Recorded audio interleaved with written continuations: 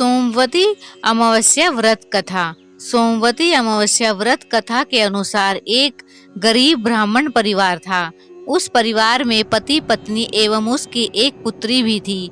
उनकी पुत्री समय के गुजरने के साथ साथ धीरे धीरे बड़ी होने लगी। उस पुत्री में बढ़ती उम्र के साथ सभी स्त्रीयोजित गुणों का विकास हो रहा था।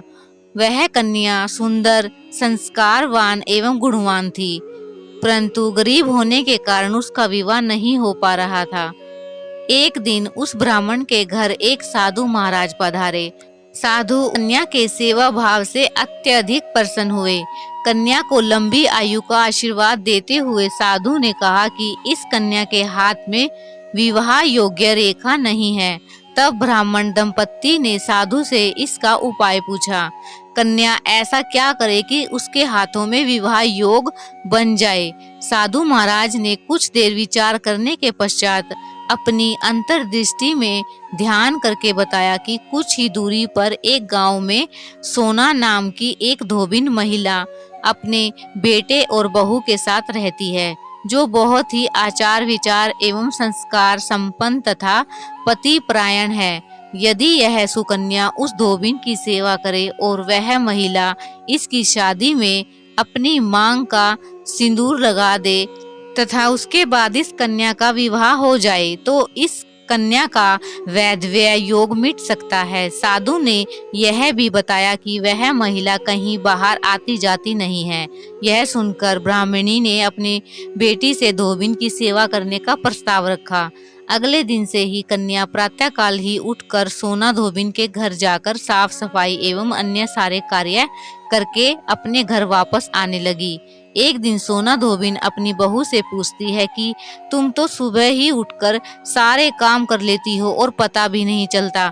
बहू ने कहा, माँ जी, मैंने तो सोचा था कि आप ही सुबह उठकर सारे काम खुद ही खत्म कर लेती हैं। मैं तो देर से उठती हूँ। यह सब जानकर दोनों सास बहू घर की निगरानी करने लगी कि कौन है जो सुबह ही घर का सारा काम करके चला जाता है। कई दिनों के बाद धोबी ने देखा कि एक कन्या मुंह ढके अंधेरे में घर में आती है और सारे काम करने के बाद चली जाती है।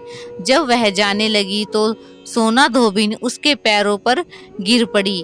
पूछने लगी कि आप कौन हैं और इस तरह छुपकर मेरे घर की चाकरी क्यों करती हैं? तब कन्या ने साधु द्वारा कही गई सारी बात बताई।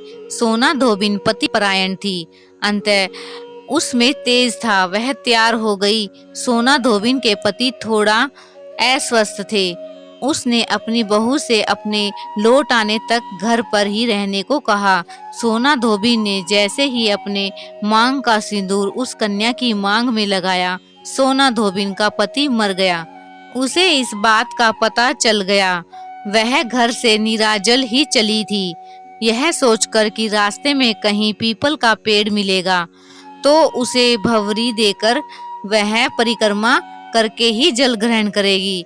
उस दिन सोमवती अमावस्या थी। ब्राह्मण के घर मिले पुए पकवान की जगह उसने ईंट के टुकड़ों से 108 बार भंवरी देकर 108 बार पीपल के पेड़ की परिक्रमा की और उसके बाद जल ग्रहण किया। ऐसा करते ही उसके पति के मृत शरीर में वापस जान आ गई।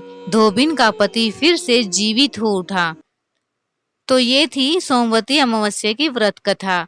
आई होप आपको ये वीडियो अच्छी लगी होगी। अगर अच्छी लगी है तो प्लीज चैनल को सब्सक्राइब, लाइक और कमेंट जरूर करें। मिलते हैं नेक्स्ट वीडियो में।